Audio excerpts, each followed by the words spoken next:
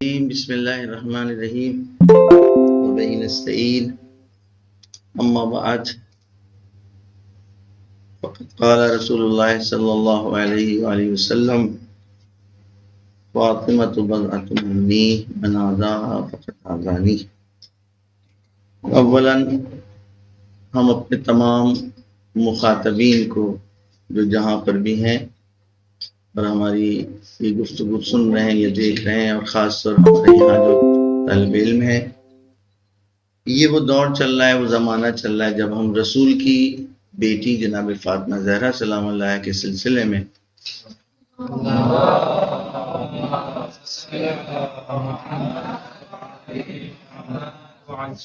گفتگو کرتے ہیں، ان کے فضائل، ان کے کمالات اور ان کی زندگی کے وہ پہلو جو آج ہمارے معاشرے کی زندگی کے اوپر مؤثر ہو سکتے ہیں اور اثر ڈال سکتے ہیں، ان کی طرف متوجہ کرایا جاتا ہے اور کرانا چاہیے، اس لیے کہ اللہ کی جانب سے ہدایت کا جو سلسلہ شروع ہوا ہے، یہ ہدایت کا سلسلہ کبھی بھی بند نہیں ہو سکتا۔ ہر دور میں اللہ نے، ایشور نے، خدا نے، گاڈ نے اپنے اس بندے کو بغیر کسی ہادی کے، بغیر سمجھانے والے کے چھوڑا نہیں۔ وجہ اس کی یہ ہے کہ کیونکہ بندے کو بہکانے والا اللہ سے مدت لے چکا ہے، اور اس نے یہ کہا تھا کہ مجھ کو مہلت دی جائے تاکہ میں بہکاؤں گا تیرے بندوں کو۔ خداوند عالم نے، اللہ نے بھروسہ کرتے ہوئے ہم پر، آپ پر، کہ اگر ہمارا بندہ ہماری نسبت کو اگر نہیں بھولے گا، یاد رکھے گا کہ اس کے ہم خالق ہیں، اس کو ہم نے پیدا کیا ہے اور اس پر ہم ناظر ہیں، اور ہم پر اس کو بھروسہ ہے، تو وہ کبھی بہکے گا نہیں۔ لہذا خداوند عالم نے بڑے کانفیڈنس کے ساتھ، بڑے اعتماد اور بھروسے کے ساتھ اس کو اس بات کی مہلت دے دی کہ جاؤ، میں نے تم کو مہلت دی،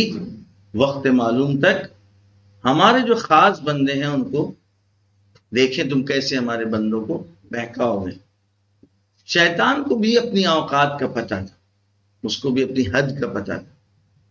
اس کو جیسے اس بات کی مہلت ملی تو اسی وقت اس نے اس بات کا اظہار کر دیا تھا کہ میں تیرے ان بندوں کو نہیں بہکا پاؤں گا کہ جو تیرے خاص ہیں، جو تجھ کو پہچانتے ہوں گے، جو اپنے آپ کو پہچانتے ہوں گے۔ لہذا رسول اکرم جو ہمارے آخری نبی ہیں، ان کے بعد بھی ایک سلسلہ ہدایت ہونا چاہیے۔ اب ظاہر ہے رسول اکرم کی جو پیغام ہے، جو آئین ہے، جو وہ لے کر کے آئے تھے، کہ جس کی ابتدا حضرت آدم سے ہوئی تھی، اب جب رسول جا رہے ہیں آخری نبی، تو اس کے بعد اللہ کی جانب سے کوئی نیا پیغام آنے والا نہیں، کیونکہ کوئی آخری نبی نہیں، اس کے بعد کوئی نبی نہیں آئے گا۔ جب نبی نہیں آئے گا تو کوئی نیا پیغام نہیں آنے والا۔ ہم لہذا یہ جو پیغام دے کر کے گئے وہ کامل ہے، ہر اعتبار سے ساری چیزیں اس میں پائی جاتی ہیں، لیکن اس کو پہنچانے والا اب اتنا قوی ہو کہ ان تمام پہلوؤں کو ہر دور کی ضرورتوں کے اعتبار سے پہنچا سکے اور پہچنوا سکے۔ لہذا رسول اکرم نے اپنی زندگی میں اس پورے سلسلے کو پہچنوا دیا، اس ساتھ ساتھ پیغام کے بھی، یعنی قرآن وہ پیغام ہے، قرآن کے اس پیغامات کو کون پہنچائے گا، اس پیغام کو، اس پہنچانے والے سلسلے کو بھی آپ نے پہچنوایا، اور وہی سلسلہ سلسلہ امامت ہے، کہ جس کی ابتدا حضرت علی علیہ السلام اور جس کی انتہا اور اختتام انہی کے آخری فرزند پوتے حضرت امام مہدی علیہ السلام۔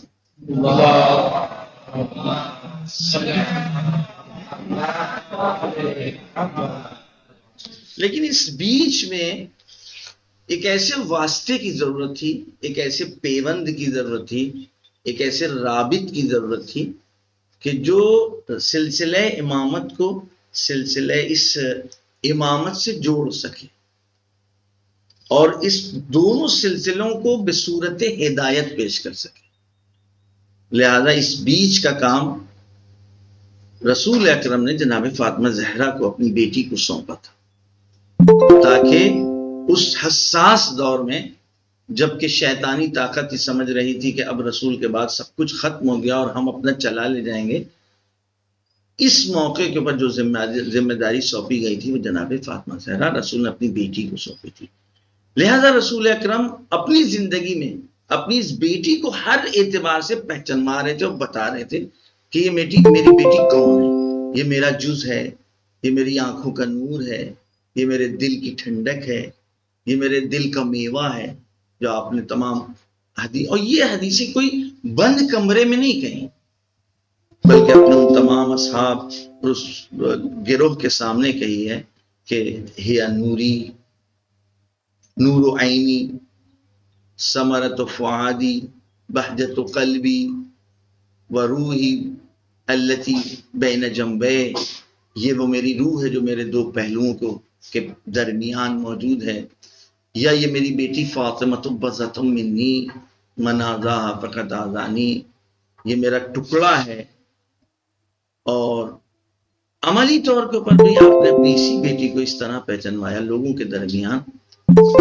چھوٹی سی بچی ہے،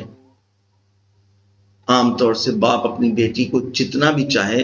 لیکن اس کو اتنی تعظیم کے لیے اس کے لیے کھڑا نہیں ہوگا، لیکن رسول اکرم نے اپنی اسی بیٹی کو اس طریقے سے پہچانوایا کہ جب اگر آ جاتی تھی تو آپ تعظیم کے لیے کھڑے ہو جاتے تھے اور اس کے بعد ہاتھوں کا بوسہ لیتے تھے۔ اور یہ وہ روایتیں ہیں کہ جو کسی ایک اسلام کے کسی ایک فرقے نے ذکر نہیں کی۔ یہ نہیں کہا جائے گا کہ مثلا صرف شیعوں نے ان حدیثوں کو اپنی کتابوں میں جگہ دی ہے، نہیں، بلکہ جو اسلام کے بڑے مورخ اور بڑے محدث گزرے ہیں انہوں نے، سیوطی نے اس کو نقل کیا ہے، اسد الغابہ نے اس کو نقل کیا ہے رسول کے بیٹی کے سلسلے میں۔ لہذا اب اس طریقے سے پہچانوانے کا مطلب کیا ہے؟ اخذ بیدہا، ہاتھوں کو لیتے تھے، پھر ہاتھوں کا بوسہ لیتے تھے، وقبلہا، ہاتھوں کو کا بوسہ لیتے تھے، واجلسہا علی مقامہ، علی مجلسہ، اپنی جگہ بیٹھالتے تھے۔ یہ حتیٰ اس طریقے کا آپ کا ویوہار تھا کہ آپ کی زوجہ بعض زوجات نے کبھی اعتراضاً یا سوال کر لیا کہ اللہ کے نبی آپ یہ جو عمل انجام دے رہے ہیں اپنی بیٹی کے ساتھ، یہ تو کوئی باپ ایسا نہیں کرتا کہ آپ اپنی بیٹی کو سونگھتے ہیں، خوشبو لگتا ہے محسوس کر رہے ہیں۔ تو اس وقت آپ نے فرمایا تم کو نہیں پتا، بلکہ جب میں سفر معراج پر پہنچا تھا اور وہ شجرہ طوبہ کے پاس جب گیا تھا، جو خوشبو میں وہاں محسوس کر رہا، میں نے محسوس کی تھی، میں جب گویا اس بات کا شوق رکھتا ہوں، میرا دل چاہتا ہے تو میں اپنی بیٹی سے وہی خوشبو محسوس کرتا ہوں۔ تو ان تمام چیزوں کے اوپر جو زور دیا جا رہا تھا وہ اسی لیے تاکہ ہمارے بعد جب ہدایت کی ضرورت پڑے اور جب ہمارا یہ اسلامی معاشرہ پیچ و خم میں مبتلا ہو جائے، حساس مواقع آ جائے، جب اس کے لیے یہ طے کرنا کہ کون سا حق ہے اور کیا باطل ہے، ایک طرف بڑے بڑے لوگ ہوں گے جن کا اپنا سابقہ ہے تاریخ اسلام میں، اور ایک طرف گویا رسول کا گھرانہ ہوگا جس میں بیٹی ہوگی، رسول کی بیٹی ہوگی، تو اب طے کرنا ان کے لیے آسان ہو جائے، فیصلہ کرنا کہ صحیح راستہ کون سا ہے اور غلط راستہ کون سا ہے، کس کو مانا جائے اور کس کو چھوڑا جائے۔ تو میں تو سمجھتا ہوں کہ رسول اکرم نے اپنے اس حساس مواقع کے لیے فاطمہ کو اس طریقے سے پہچانوا دیا تھا کہ فاطمہ آئیڈیل ہے، فاطمہ نمونہ ہے، فاطمہ معیار ہیں، فاطمہ ترازو ہیں، اور فاطمہ وکیل ہیں دو پارٹوں کے بیچ چکی کے در واقع یہی جو ہے اسلام اور دین کی چکی چلائے گی، اس کو دیکھنا اس کا عمل کیا ہے۔ اب کچھ لوگ رسول کے بعد ایسے تھے، ایک گروہ ایسا تھا کہ جس نے رسول کے بعد فاطمہ کی آنکھوں سے دیکھا حق و باطل کو، اور ایک گروہ ایسا تھا کہ جس نے یا آنکھیں بند کر لی اور یا انہوں نے خود اپنی آنکھوں کو کھول کر کے سمجھا کہ ہماری آنکھیں جو سمجھ رہی ہیں، دیکھ رہی ہیں، ہم وہ صحیح سمجھیں گے۔ بالکل واضح سی بات ہے کہ جس کو رسول اپنی آنکھ بتا کر کے گیا ہو وہ صحیح دیکھ پائے گی، یا انسان اپنی ہماری نظروں سے تھوڑا چیز دور ہو جائے تو ہم 10 لوگ یہاں بیٹھے ہوں، آپ 10 لوگوں سے پوچھ لیے کہ یہ کیا ہے، تو یہ 10 لوگ الگ الگ ایکسپلین کریں گے. اچھا ہاں کوئی آ رہا ہے، شاید میرا بھائی ہے. نہیں نہیں نہیں نہیں، وہ ہے جو کام کرتا ہے، وہ صفائی کرنے والا آ رہا ہے. آپ اگر نہ ہو یقین ہو تو دیکھ لیں. تو جب سامنے والا چیز جس کو حصی طور کے اوپر ہم گویا شبہ میں مبتلا ہو جاتے ہیں، تو بھی اتنے پیچیدہ مسائل کہ گویا سبھی کے چہروں پر داڑیاں ہیں، سبھی کے سر پر پگڑیاں بندھی ہوئی ہیں، سبھی کے لبادے ہیں، سبھی نمازیں پڑھ رہے ہیں، سبھی جو ہے اللہ اللہ کر رہے ہیں، سبھی کی زبان پر اشہد ان لا الہ الا اللہ و اشہد ان محمد رسول اللہ ہے. تو اب کیسے یہ بتائیں سمجھیں گے کہ کیا صحیح اور کیا غلط؟ لہذا رسول اکرم نے ان حساس مواقع کے لیے فاطمہ زہرا سلام اللہ علیہ کو پہچنوایا تھا، بتایا تھا. یہی وجہ ہے کہ جو فاطمہ زہرا نے وہ جو خطبہ دیا ہے رسول کے بعد، اور جو ابتدائی ترین مسائل پیدا ہوئے، اور اس میں آپ نے جو خطبے سے پہلے جو گفتگو ابتدائی خطبے میں، اور اس کے بعد پھر ایک مرتبہ آپ نے خطاب کیا ایھا الناس التفت الناس، جب آپ متوجہ ہوئی ہیں، اور اس کے بعد پہلا جملہ آپ نے فرمایا ایھا الناس اعلموا انی فاطمہ، جانو کہ میں پہچانو اور جانو کہ میں فاطمہ. بی بی نے اس خطبے میں دیکھ سکتے ہیں، سائٹ کے اوپر ہے، گوگل کے اوپر ہے، نیٹ کے اوپر ہے، الگ الگ اس کی تفسیریں یعنی باقاعدہ زبانوں میں، مختلف زبانوں میں، کہ فاطمہ زہرا نے یہاں پر اپنا تعارف اور نہیں کرایا. اپنے بابا کے بارے میں گفتگو کی، قرآن کے بارے میں بتایا، قرآن کیا چیز ہے، قرآن کیا ہے، قرآن نور ہے، قرآن حق و باطل کے لیے جو ہے معیار، سب بتایا. نماز کا فلسفہ بتایا، روزے کا فلسفہ بتایا، حج کو کیوں اللہ نے واجب قرار دیا، ماں باپ کے ساتھ نیکی کرنے کو کیوں واجب قرار دیا، کیوں چوری سے منع کیا گیا، کیوں نشے سے منع کیا گیا، اس کے کیا ریزنز ہو سکتے ہیں، حتیٰ بےہودگی اور فساد یعنی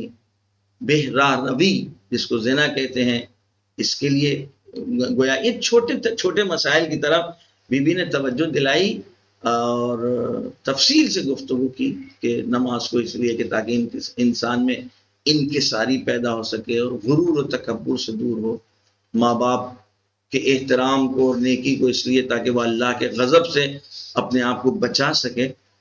اور اس کے بعد جب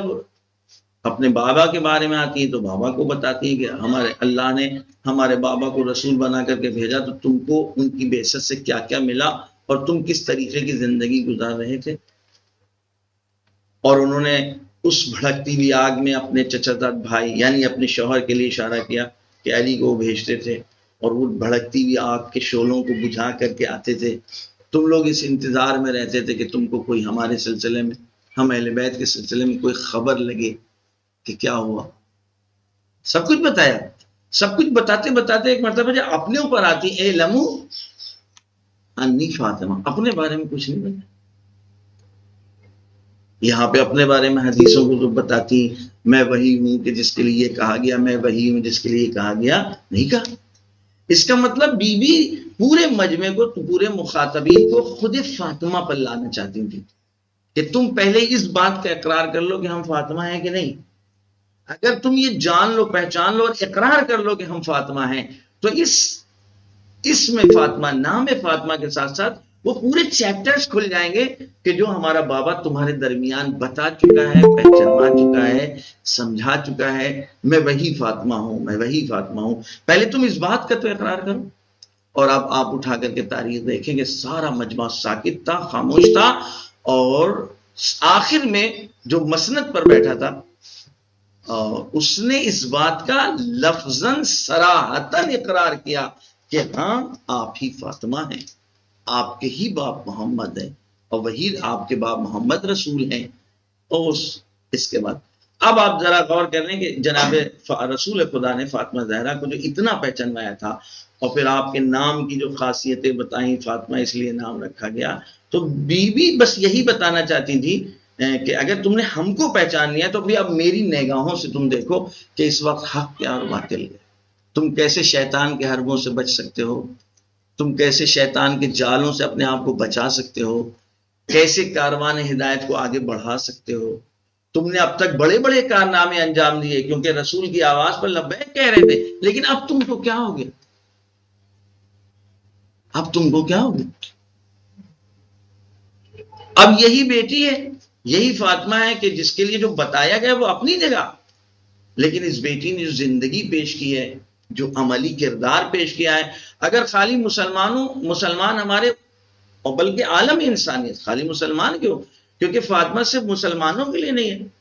مگر اللہ کا کوئی بھی میسنجر کسی خاص گروہ کے لیے. کچھ لوگ مانتے ہیں اس کی اور اس کو قبول کرتے ہیں، اس کو فالو کرتے ہیں، کچھ لوگ نہیں مانتے. لیکن خدا بند عالم کسی کا ہے، کوئی خاص گروہ کا ہے. اللہ، گاڈ، ایشور، خالق، پیدا کرنے والا. کوئی کہہ سکتا ہے کہ وہ خدا صرف ہمارا ہے؟ ہاں، اردو میں اس کو خدا کہتے ہیں، نام رکھ دیا گیا، لیکن وہ تو سب کا ہے، اس کا رابطہ سب سے برابر کا ہے. تو جو انتظام وہ کرے گا صحیح اور غلط کا سمجھانے کا، وہ بھی اس نے سب کے لیے کیا ہے. کچھ لوگ اس نظام کو، اس سسٹم کو مانتے ہیں، کچھ لوگ نہیں مانتے. جو لوگ مانتے ہیں ان کو آپ جو بھی نام رکھیے. عیسیٰ کے دور میں وہ عیسائی کہلائے جاتے تھے، حضرت موسیٰ کے دور میں ان کو یہودی کہا جاتا تھا، جناب یعقوب کے دور میں یعقوب کے وہ فالوور تھے، یعقوب کا اقرار کرنے والے تھے. ہمارے جو آخری نبی آئے محمد مصطفیٰ صلی اللہ علیہ وسلم، تو ان کو قرآن نے مسلم کہا، یعنی تسلیم کرنے والا، سر جھکانے والا، ان کی بات پر سننے کے بعد لبیک کہنے والا. اب اگر رسول کی ان تمام باتوں کو رسول کے بعد بھی کوئی اقرار کرے کہ ہاں ہم سن رہے ہیں، ہم مان رہے ہیں، لباس کوئی پہنے ہو، شکل اس کی کوئی ہو، لیکن وہ کہہ نہیں میں مان رہا ہوں، لندن میں رہتا ہو، افریقہ میں رہتا ہو، ایتھیوپیا میں رہتا ہو، وہ کون کیا کہیں گے اس کو؟ لیکن کوئی مکے میں رہتا ہو، کعبے کے قریب رہتا ہو، مسجد الحرام سے ملی ہوئی اس کے بلڈنگ و مکان ہو، لیکن رسول اکرم نے جو کہا تھا اس کو نہ مانے، اس کو کیا کہیں؟ یہ چیز تھی کہ جو رسول اکرم اپنے بات جو معیار دے کر کے جا رہے تھے کہ دیکھو میری بات کے اوپر کون باقی رہے گا. لہذا آپ نے بارہا اس بات کو بھی بتایا ہے کہ دیکھو میں تمہارے درمیان جو چھوڑے جا رہا ہوں، ان سے اگر وابستہ رہو گے تو تمہاری ہماری ملاقات ہو، اور ان سے وابستہ نہیں رہو گے تو ملاقات نہیں ہو. یہ پہچانوا دیا میں جو دوسرا چیپٹر اپنے مخاطبین یا جو بھی سن رہے ہیں اور دیکھ رہے ہیں ان کو، کہ اب آئیے دیکھیں ان لوگوں کی خود کی زندگیاں کیسی تھیں. ایک مسلمان ہو یا عیسائی ہو یا سکھ ہو یا ہندو ہو، آیا اس کو اس زندگی کی ضرورت ہے؟ آج اس پرآشوب ماحول میں ہمیں کس چیز کی بے چینی ہے؟ حق تلفی کی بے چینی ہے، ظلم کی بے چینی ہے. انصاف سے ہمیں پیار ہے لیکن انصاف نہیں دکھتا. ہر طاقتور کمزور کو دبانا چاہتا ہے، پڑوسی کو، کسی دوسرے پڑوسی کا کوئی فکر ہی نہیں، خیال نہیں ہے. گاڑی والا رکشے والے پر رحم نہیں کرنا چاہتا، رکشے والا سائیکل والے پر رحم نہیں کرنا چاہتا، ٹریلی والا چھوٹی گاڑی پر رحم نہیں کرنا چاہتا، کیونکہ وہ اپنے نشے میں. لیکن اللہ کا جو نظام ہے، گاڈ کا جو سسٹم ہے، جو ایشور دے کر کے گیا، جو بتانا چاہتا وہ یہ کسی بھی مذہب سے تعلق رکھتا ہو لیکن اس کے اپنے حقوق ہیں. حتی پیغمبروں کی نبوتیں، اللہ کے منصب جانوروں پر رحم کھانے سے ملے. مگر جناب موسیٰ اتنے بڑے نبی ہیں، قرآن میں 12 جن کا تذکرہ آیا ہے. آپ کا واقعہ ملتا ہے کہ جو آپ بہرحال جو بکریاں تھیں ان کو چرانے کے لیے جو آپ کی ایک ذمہ داری تھی، آپ نکلے اور اس میں سے جھنڈ میں سے ایک بکری کا بچہ نکلا اور وہ بھاگنے لگا. جناب موسیٰ نے پیچھا کرنا چاہا، اس کو روکنا. ظاہر ہے ایک جھنڈ کے ساتھ ہے تو محفوظ ہے. معمولاً آپ نے دیکھا ہوگا اور بہت ساری جو گویا وہ موویز آتی ہیں آپ اس میں بھی دیکھیے کہ جانوروں کے جو جھنڈ ہیں، بچے ان کے ارد گرد اپنے ماں و باپ کے ارد گرد بیچ میں رہتے ہیں تاکہ درندوں سے اپنے آپ کو بچا سکیں. وہ نکل کے بھاگنے لگا، موسیٰ نے پیچھا کیا اس کا اور وہ بھاگ رہا تھا. تھوڑی دیر کے بعد بہرحال اس کو پکڑا اور اس کو سہلانے لگے، اور سہلاتے ہوئے آپ نے ایک جملہ کہا کہ اگر تم کو مجھ پر رحم نہیں آتا، ہم کو تم تھکا رہے ہو، نہیں آتا تو کم سے کم اپنے اوپر تو رحم کھاؤ، اس لیے کہ تم جھنڈ سے اگر ہٹ گئے تو تم کو بھیڑیاں کھا جائے گا. ہمارے یہاں حدیث میں آیا ہے کہ آواز قدرت آئی ہے موسیٰ، ہم نے تمہارے لیے ہم نے تم کو نبوت کے لیے انتخاب کر لیا، یعنی تم میں ہماری مخلوق کے لیے یہ جذبہ پایا جاتا ہے، تم ہماری رحمت کا مظہر بن سکتے ہو، تم ہمارے پیار کا مظہر بن سکتے ہو، تم ہماری محبت کا مظہر بن سکتے ہو۔ تو اب اس طریقے کی زندگی جس گھرانے نے جی پیش کی ہو کہ اس کے بچوں کا ٹائم ہو روزہ رکھنے کا، اب مسلمانوں میں روزے کا کتنا دھوم دھام ہے، کتنا شور ہے کہ رمضان میں مسلمانوں کے علاقوں میں کھانے پینے کی دکانیں بھری پڑی رہتی ہیں۔ تو اگر رمضان کے دور میں مسلمانوں نے کھانے پینے کی دکانیں دوسروں کے لیے کھولی ہیں،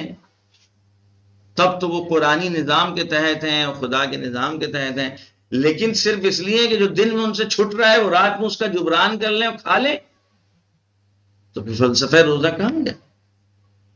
جبکہ حدیث کے فلسفے کو، روزے کے فلسفے کو حدیث میں تو یہ بتایا گیا ہے کہ اس لیے روزے کو واجب قرار دیا ہے تاکہ امیروں کو، پیٹ بھروں کو، غریبوں کی بھوک اور پیاس کا احساس ہو جائے۔ کوئی شرط ہے، کوئی قید اس میں ہے کہ نہیں مسلمان امیروں کو، مسلمان غریبوں کا احساس ہو جائے، مسلمان پیٹ بھروں کو، مسلمان کے بھوکوں کا احساس ہو جائے؟ نہیں، بلکہ بھوکوں کا احساس ہو جائے، پیاسوں کا احساس ہو جائے۔ یہ فلسفہ کس نے پیش کیا؟ کس گھرانے نے پیش کیا؟ یہی بی بی فاطمہ زہرا کا گھر ہے کہ جس کے سلسلے میں ہم کو پہچاننا اور پہچانوانا بھی چاہیے کہ آپ کے بچے روزے سے ہیں، آپ روزے سے ہیں، بچوں کا سن آپ کا کتنا ہے، 7 سال 6 سال، اور افطار کا موقع آیا ہے اور ایک ضرورت مند دروازے پر آتا ہے، آپ نے اپنے گھر کا پورا کھانا اٹھا کر کے، یعنی آپ اس پورے گھرانے نے اپنے آگے کا کھانا اٹھا کر کے دے، علی نے اپنی روٹیاں، فاطمہ نے اپنی آگے کی روٹی، اور حسن اور حسین نے اپنے آگے کی روٹی، حتیٰ اس گھر میں رہنے والی جو خادمہ ہیں اس کے مزاج کو بھی اتنا بدل دیا اس گھرانے نے، اتنی ایسی تربیت کر دی ہے کہ اس نے بھی اپنے آگے کی روٹیاں اٹھا کر کے دے دی، اور یہ ایک دن تکرار نہیں ہوا، دوسرے دن بھی ایسا ہی ہوا، اور یہی گھرانہ پانی اور نمک سے روزہ کھول لیتا ہے، پھر دوسرا دن آتا ہے، پھر یہی ہوا، تیسرا دن آیا، پھر یہی ہوا۔ اگر یہ معاشرہ اس معیار کے اوپر، اس سسٹم کے اوپر اگر سماج بنایا جائے، معیار گویا ایک معاشرے کی تشکیل ہو، تو کیا ہوگا اس میں؟ پیار، محبت، ایک دوسرے کا خیال، گھرانہ ایسا، گھر ایسا کہ بیوی نے اپنے گھر میں بہرحال ایک پردہ، حالانکہ کس سے تحفے میں ملا تھا، کیا تھا، یا ایک آنے والی نسلوں کے لیے ایک درس تھا کہ حتیٰ رسول اکرم اپنے گھر میں، اپنی بیٹی کے گھر میں ایک تھوڑا الگ سے چمکیلے پردے کو بھی وہ برداشت نہیں کر، اور اس پردے پر نگاہ پڑی اور رسول اکرم گھر سے باہر چلے گئے، بیٹی کو بس بلا فاصلہ اس بات کا احساس ہو گیا کہ کچھ ایسا ہمارے گھر میں اس وقت نظر آیا ہے کہ جو نہیں ہونا چاہیے تھا، اور بعد میں آپ نے جو روایتوں میں آپ نے دیکھا تو آپ کو احساس ہو گیا یہ جو پردہ ابھی گویا تحفے میں کوئی دے گیا جو لٹکا ہوا ہے، یہی پردہ ہے کہ جو اس گھر کے مناسب نہیں ہے، یہ چمکیلا پردہ، یہ قیمتی پردہ یہ نہیں ہونا چاہیے۔ اگر یہی قیمتی پردہ بک کر، فروخت کر کر، بیچ کر کے ضرورت مندوں میں بانٹ دیا جائے۔ اب جو فاطمہ زہرا کو ماننے والے ہیں، جن کے دلوں میں ان کی محبت، ان کی سیرت ہے، ان کی بھی یہی روش ہے کہ بہت بڑے عالم دین گزرے ہیں آیت اللہ العظمیٰ انصاری، ان کو ایک بڑی قیمتی عبا ایک تاجر نے لا کر کے دی، کیونکہ وہ تھوڑا پرانی عبا پہنے ہوئے تھے، انہوں نے لا کے دی۔ جب وہ لے کر کے آیا تو ان عالم دین نے اس سے صرف یہ پوچھ لیا کہ یہ عبا تم ہمیں دے رہے ہو نا، یعنی اس عبا کے ہم مالک ہیں، ہم کو مالک بنا رہے؟ کہاں، میں نے آپ کو ہبا کر دیا، بخشی۔ تو کہتے ہیں آپ نے اس عبا کو لیا اور اس عبا کو بازار میں بکوایا، اور بیچنے کے بعد اس عبا سے بدل کر کے ایک نارملی عبائیں لی، حالانکہ وہ 100 خریدی گئیں کہ 1000 خریدی گئیں، عدد میں ہمیں تھوڑا کنفیوژن ہو رہا ہے، اور اس میں سے ایک عبا آپ نے بھی لی، باقی عبائیں جو اس وقت ضرورت مند طلباء اسٹوڈنٹس تھے، کیونکہ ایک ڈریس ہے عبا کا، ان میں سے ایک جو ہے ان کو دے، ایک سب کو دی، ایک۔ تو جو اگر فاطمہ زہرا سلام اللہ کا گھر اس ٹائپ سے گویا ہماری زندگیوں میں اگر آ جائے تو آپ دیکھیں گے کیا ہوگا. اب آیا ہم نے نقصان اٹھایا فاطمہ زہرا کو نہ پہچان کر کے؟ فاطمہ زہرا کا کوئی نقصان؟ کس کا نقصان؟ اگر رسول کی بیٹی کو ہم نہیں پہچان پائے تو نقصان تو ہمارے. صرف ایسا ہی نہیں ہے، رسول اکرم کی یہ بیٹی بیاہ کر اپنے شوہر کے گھر گئی ہے اور خسر محترم دوسرے دن اپنے داماد سے پوچھ رہے ہیں، یعنی علی سے پوچھتے ہیں، یہ علی بتاؤ، یہ بتاؤ کہ تم نے میری بیٹی کو کیسا پایا؟ علی کے جن کی نمازیں، جن کے سجدے اتنے زیادہ، جن کی عبادتیں ہیں کہ آپ کے پوتے سید سجاد، جن کا لقب ہی سید سجاد پڑ گیا، سجدہ کرنے والوں کے سردار، ان سے لوگوں نے تعجباً پوچھا کہ اے علی تم اتنے سجدے کرتے ہو، یعنی آپ کا بھی نام علی تھا تو اتنے سجدے، یہ پہلا سجدہ کا ہے گا، یہ دوسرا آپ نے یہ شکرانے کا ہے، اور یہ اس توفیق کا ہے جو خدا نے ہمیں شکرانے کے لیے توفیق دی ہے. تو کہتا اتنے سجدے. تو اس وقت سید سجاد نے فرمایا کہ تم کو ہمارے سجدوں اور ہماری عبادت پر تعجب ہو رہا ہے؟ اگر تم میرے دادا علی کی عبادتیں دیکھ لیتے تو تم پھر کیا کہتے؟ یہ علی رسول کو جواب یہ دیتے ہیں کہ میں نے اللہ کی اطاعت اور عبادت میں آپ کی بیٹی کو مددگار پایا.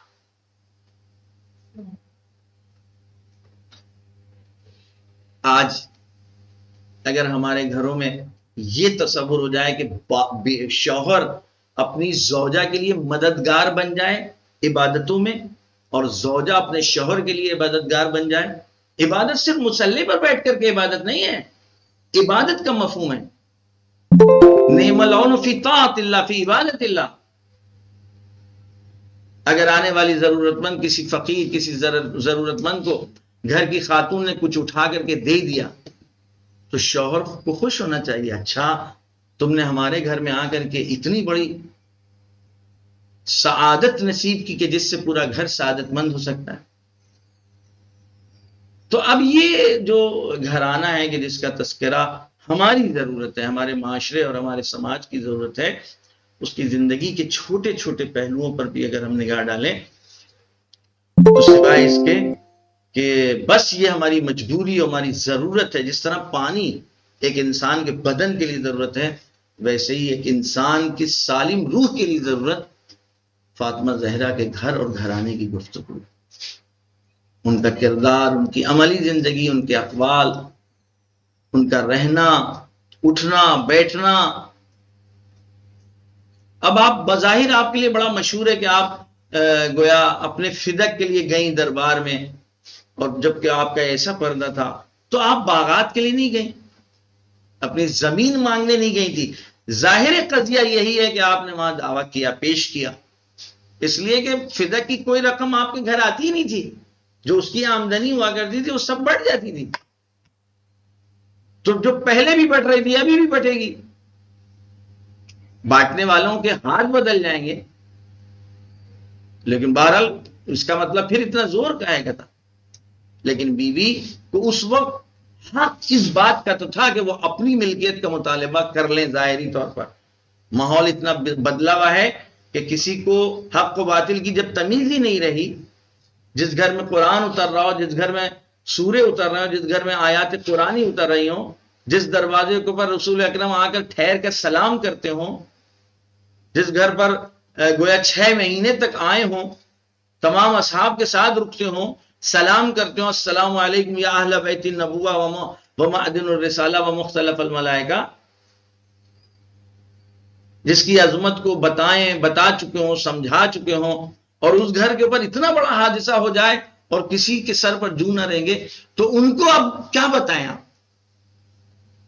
ان کو کیا حق و باطل سکھائیں کہ دیکھو یہ ہو گیا، غلط ہو گیا. لیکن ظاہری طور پر آپ کا فدق، جس کے لیے قرآنی آیتیں، جس کے لیے عقل، جس کے لیے عرف، سب چیزیں ثابت ہیں. اگر کسی کا قبضہ ہے یا ہمارے ہاتھ میں بھی چشمہ ہے، ہم سے کوئی دلیل ہی نہیں مانگے گا کہ مولانا صاحب آپ دلیل پیش کریے، چشمہ آپ کا ہے. میرے پاس ہے. دنیا کی تمام عدالتیں اس بات کو قبول کرتی ہیں کہ جس کے پاس کوئی چیز موجود ہے وہ دلیل کیوں پیش کرے گا؟ ہاں یہ میرے پاس ہے اور یہ اب ہمارے یاسین صاحب کہیں کہ بھائی یہ چشمہ آپ کے پاس غلط ہے، یہ میرا ہے، تو یہ لے کر کے آئیں، دلیل پیش کریں، رسید دکھائیں کہ ہاں بھائی یہ جو ہے فلاں دکان سے خریدا گیا ہے، یہ دیکھ لیجیے آپ، نمبر بھائی مل رہا ہے، یہ ہے۔ لیکن اگر کوئی ہم سے عدالت ہم سے کہے کہ محمد میاں صاحب، کوئی قاضی ہم سے کہہ دے کہ تم دلیل لے کر کے آؤ، تو یہ فاطمہ بتانا، زہرا سلام اللہ علیہ بتانا چاہ رہی تھی کہ جس کو ابتدائی ترین اصول سے واقفیت نہیں ہے، سبحان، ابتدائی ترین اصول سے واقفیت نہیں ہے، جو رسول کی بیٹی کو اس کے حق سے محروم رکھ سکتا ہے، وہ آنے والی نسلوں کی انسانی بیٹیوں کو کیسے حق دلائے؟ اس بات کا خدشہ جناب فاطمہ زہرا کو ستا رہا تھا کہ یہ تو ابتدا ہے، اگر ابھی ہم نے اپنے اس مانگ کے بہانے، ہمیں حق ہے نا ہم اس بارے میں سوال کریں جا کے، لیکن اس بلڈنگ کے اوپر غلط قبضہ ہے، لیکن ہم نہیں کہہ سکتے ابھی کیونکہ لوگوں کی سمجھ میں نہیں آ رہا ہے، لیکن ہم یہ تو کہہ سکتے ہیں کہ چشمہ ہم نے خریدا تھا، ہمارا ہے، یہ ہم سے ابھی چھینا جا رہا ہے، دیکھیے یہ بھئی ہم سے کیوں چھین رہے ہو تم؟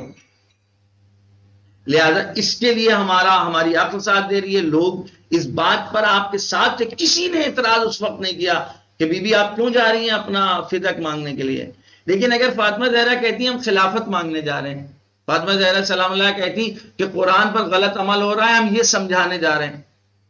کوئی بھی آپ کا ساتھ نہ دیتا، کیونکہ وہ پہلے طے کر چکے ہیں کہ یہ ان کو حق ہے، جو بھی ایک بڑا گروہ تھا۔ اس لیے فاطمہ زہرا نے جس چیز کا وہ معاشرہ قبول کر رہا تھا کہ ٹھیک ہے، ہاں ہاں ٹھیک ہے، آپ جا کے کہیے، حضرت بی بی نے آ کر کے اپنا اس چیز کے ذریعے پھر آپ نے ایک بڑا لمبا پیغام دیا ہے، اور جو اسی خطبے میں آپ دیکھیں کہ موجود ہے کہ جناب فاطمہ زہرا سلام اللہ علیہا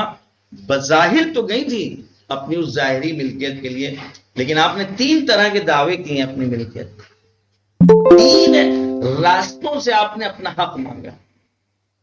جس کو بہرحال ہمارے علماء نے بحث کی ہے۔ میراث ہے کوئی مذہب، دین،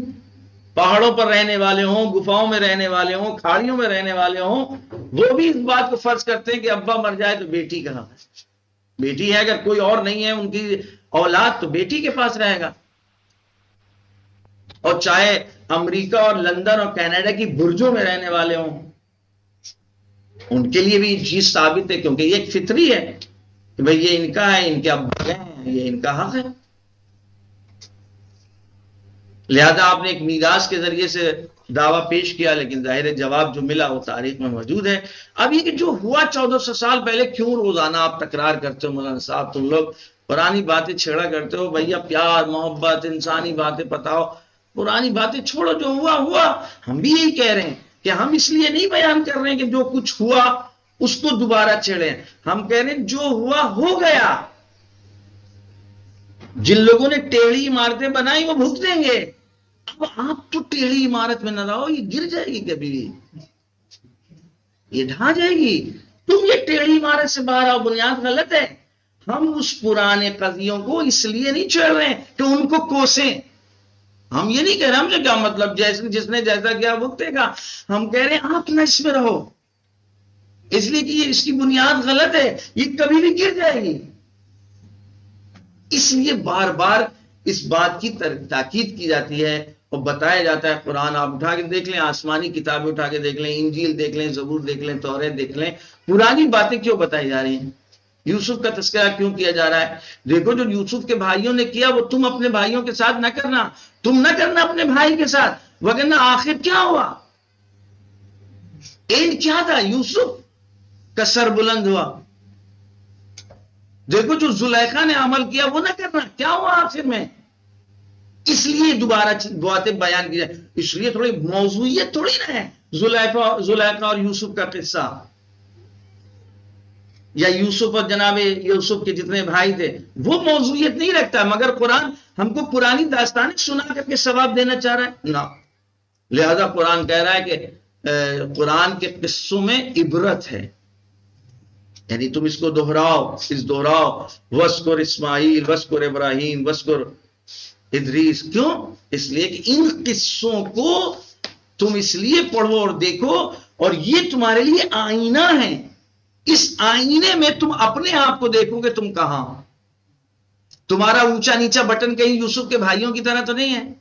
دیکھو یوسف کی طرح تم نے بٹن قمیض پہنی ہے کہ نہیں، دیکھو زلیخا کی طریقے سے تو تمہارے کپڑے نہیں ہیں یوسف کی پاکیزگی کی طرح کے نہیں. تو یہ قصے ہمارے لیے آئینہ ہیں. ان آئینوں میں ہمیں آئندہ کے لیے اپنے آپ کو دیکھنا اور اپنے آپ کو سنوارنا ہے. تو جس طریقے سے ہماری آسمانی کتابیں آج ہمارے ملک میں جس مذہب کے لوگ ماننے والے ہیں، جو ہمارے یہاں رامائن وہ اس مذہب کے لوگ پڑھتے ہیں، تو کیوں ہے؟ کیا ہے اس میں؟ کچھ لوگ تھے کہ جنہوں نے راون کا راستہ اپنایا تھا، اور کچھ لوگ ہیں کہ جن کے ماننے والے فالوورز ہیں، وہ کہتے ہیں کیا ان کا نتیجہ ہوا؟ کیونکہ اس کا غلط قدم اس نے اٹھایا تھا، لہذا اس کا کوئی نام لینے والا ہے؟ جو لوگ پاک تھے اس تاریخ کے اعتبار سے، وہ لوگ اس کو کہتے ہیں کہ یہ لائق ذکر ہے، اس کو بار بار دہرایا جائے، اس لیے کہ اس میں ہمیں درس مل رہا ہے کہ پاک اس زندگی گزاری جائے، کوئی کسی کے کام آ جائے، کسی کی مدد کرے. تو اس لیے اس خانوادے کے علاوہ، جناب فاطمہ زہرا کے گھرانے کے علاوہ، کوئی ایسا دوسرا گھر بظاہر نظر نہیں آتا کہ جس کے بارے میں مستقل گفتگو کی جائے اور جس کی زندگی کا ہر پہلو بالکل نبات اللہ ہو، جو آئیڈیل بن سکے، جو نمونہ بن سکے. اس گھر کے بچے بھی ویسے ہوں، اس گھر کے جوان بھی ویسے ہوں، اس گھر کے بوڑھے بھی ویسے ہوں، اس گھر کے پلے ہوئے در واقع وہ خادمہ اور نوکرانیاں جن کو کہا جاتا ہے آج کی زبان میں، وہ بھی ویسا ہو کہ پھر وہ وہاں رہنے کے بعد بچے ان کو ماں کہہ کے پکاریں. اس گھر میں اگر کوئی صوت آ جائے، بعد کی خواتین آ جائیں جو بچوں کی مائیں بن کر کے آئیں، لیکن بچوں کی عظمتوں کو دیکھ کر یہ نہ کہیں کہ ہم اس گھر میں ماں بن کر کے آئیں، نہیں، بلکہ ہم تمہاری خدمت کے لیے آئیں. تو آج ہم کو ضرورت نہیں ہے ایسے گھروں کی. آج ہمارے انسانی سماج و معاشرے میں جتنی مشکلات ہیں وہ کیا ہے کہ حسد، لالچ، طمع، بہرا روی. تو جو معتدل گھرانہ یا معتدل زندگی ہے وہ فاطمہ زہرا سلام اللہ علیہ کی زندگی ہے، کہ جس کو ہمیں اپنے بچوں، اپنی بچیوں کو متوجہ کرنا چاہیے، تاکہ ان کے ذریعے اگر زندگی آگے بڑھے گی تو بہترین ہوگی. کہ رسول حضرت علی فرماتے ہیں فاطمہ زہرا کی اس شہادت کے وقت کہ جب آپ اس دنیا سے جا رہی ہیں، تو آپ نے فرمایا واللہ ما اغضبتنی طرفت عین. حالا کلمہ کیا ہے؟ خدا کی قسم رسول کی بیٹی فاطمہ نے مجھ کو ایک لمحے کے لیے کبھی غضبناک نہیں کیا. اس کے بعد فرماتے ہیں واللہ ما اغضبتها، اور میں نے بھی کبھی ان کو ناراض کیا. اور اس کے بعد فرماتے ہیں فاطمہ زہرا جب جانے لگی تو وہ کہتی انی راض عنک، اے علی، اے ابو الحسن، اے میرے بچوں کے بابا، میں تم سے راضی ہوں. علی فرماتے ہیں کہ اے رسول کی بیٹی فاطمہ، میں بھی تم سے راضی ہوں. کیا سنہری زندگی اور کیا یہ سنہری رخصت ہے کہ جس نے تلخ ترین حالات زندگی گزارے ہوں، اور کوئی بہت رفاہی زندگی نہیں تھی، لیکن روحانی اتنا سکون ہے کہ اب فاطمہ زہرا کی رخصت علی کے لیے اتنی آسان نہیں ہے. لہذا علی نے فرمایا کہ اے فاطمہ، تم تو جا رہی ہو، لیکن اب ہمارا غم ہمیشہ کا ہو، اب کبھی ہمیں نیند نہیں آئے گی، اب ہم راتوں کو جاگا کریں گے. یہ کون سی محبت ہے؟ یہ جسمانی محبت ہے خالی؟ یہ وہ اوج ہے، وہ روحانی محبت ہے، وہ کمال کی محبت ہے کہ جس کے ذریعے سے، جس کی طرح ولی اشارہ فرما رہے ہیں کہ اب تمہارے جانے کے بعد ہم راتوں کو جاگیں گے. اس لیے کہ جو ہدایت کا سلسلہ ہے ایک دوسرے کو مکمل کرنے والا، اب کتنے دن تک یہ پیچیدہ حالات رہیں گے، کب یہ حالات مستعد رہیں گے کہ کوئی امام وقت کی حفاظت کر سکے. لہذا فاطمہ اپنی اس 75 دنوں کی زندگی یا 90 دنوں کی زندگی میں ایسا شیشہ پلائی دیوار کی طریقے سے آپ وقت کے ہادی اور وقت کے امام کی آپ نے حفاظت کی، اور ایسا حصار کھینچ کر کے گئی کہ سلسلہ امامت کو قیامت تک کے لیے محفوظ. پھر کسی میں جرت نہ ہوئی کہ وہ سلسلے کو ختم کرے. یہ ضمانت، یہ انشورنس فاطمہ زہرا نے اپنے ذریعے لیا. اور ظاہر ہے پھر اب ایسی کسی کی زوجہ ہو اور ایسی کسی کی ماں ہو اور ایسی خاتون ہو تو اس کا غم کبھی بھی ختم نہیں ہوگا. لہذا اس غم کو تو ہم ہمیشہ یاد رکھیں گے اور اس بیوی کا تذکرہ تو ہمیشہ کریں گے. اتنی بے خطا، اتنی معصوم بیوی، اور اس کے ساتھ یہ بے ادبی ہو کہ رخسار پر تماچے لگائے جائیں، پہلو پر جلا ہوا دروازہ گرایا جائے. اب یہ وہ باتیں ہیں کہ جو بیان کرنے کے لیے جگر چاہیے ہے کہ اگر ایک انسان بیٹھ کر کے سوچے کہ جس گھرانے نے صرف انسانیت کے لیے زندگی گزاری، صرف انسانیت کے لیے، اس کے ساتھ ایسا ہو گیا، جس نے مدینے کے یتیموں کو پالا ہو، جس نے اصحاب صفہ کی کفالت لی ہو، اس کے بچے اس طریقے سے رو رہے ہیں کہ آواز بھی نہ نکلنے پائے. دیکھا ہے کبھی کسی ہندوستان کے کسی گوشے اور کونے میں کسی بھی مذہب سے تعلق رکھتا ہو کہ اس گھر میں ماں مر جائے، ننے بچوں سے کہا جائے نہیں بلند آواز سے نہ رونا؟ کیا وجہ تھی کہ جو بی بی کہہ کے گئی تھی کہ میرے مرنے کی خبر کسی کو نہ دیجیے گا. لہذا حسن حسین 7 سال 8 سال کے ہیں، آستینوں کو منہ میں رکھ کے رو رہے ہیں کہ آواز باہر نہ نکلے. اب اس بیوی کا تذکرہ کیسے نہ کرے؟ لہذا ہر امام نے اس بیوی کا اپنی اس دادی اور ماں کا تذکرہ کیا ہے. اور جب کبھی کوئی ایسا شخص آ جاتا تھا جس نے اپنی بچی کا نام فاطمہ رکھا ہو تو آپ کی آنکھیں ڈب ڈب آ جاتی ہیں اور کہا کرتے تھے کہ تم نے بچی کا نام فاطمہ رکھا ہے. کہا کہ نام اگر رکھا ہے فاطمہ تو کبھی مارنا نہیں، کبھی بے ادبی نہ کرنا،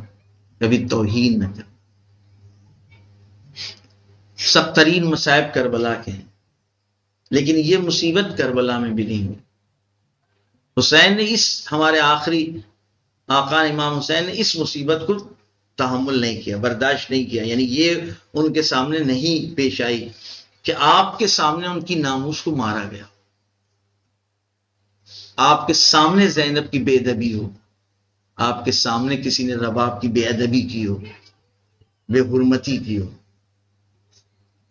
اور وہی امام حسین جب آخری موقع زمین پر تھے تو لوگوں میں یہی تو تھا کہ یہ زندہ ہے کہ مر گئے. تو جو راستہ اپنایا تھا وہ کیا تھا؟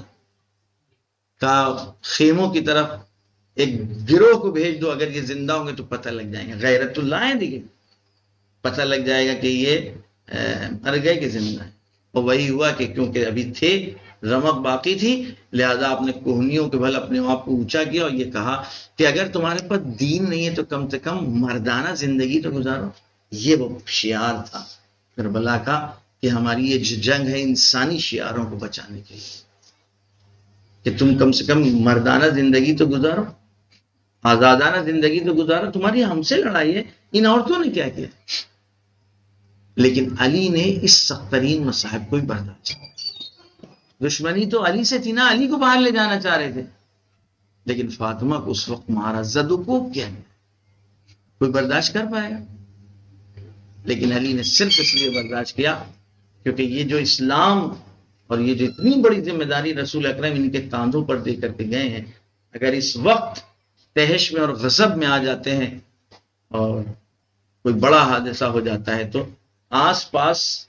مدینے کے جو ملک ہیں وہ ابھی اسلام کے دشمن ہیں، تازہ تازہ زخم کھائے ہیں اسلام سے.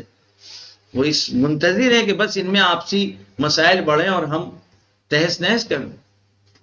لہذا علی ابن ابی طالب نے برداشت کیا. پروردگار کی بارگاہ میں دعا ہے کہ ہم لوگ جناب فاطمہ زہرا سلام علیہ کی زندگی کو آئیڈیل بنائیں، نمونہ بنائیں، اور اس طریقے سے اپنے بچوں اور بچیوں کی تربیت کریں واقعاً کہ جو آئینہ بن جائے فاطمہ زہرا سلام علیہ کی زندگی. اور لوگ پوچھیں کہ بھائی اس طرح تم لوگ کیوں ہو، ایسی کیوں زندگی گزار رہے ہو، تو ہم بتا سکیں کیونکہ ہمارے دلوں میں فاطمہ کی محبت ہے، ہماری زندگیوں کے اوپر فاطمہ کی زندگی کا سایہ ہے، عکس ہے. اس لیے ہم چاہتے ہیں اس طرح کوشش کریں کہ ان کے بتائے ہوئے راستوں پر چلیں.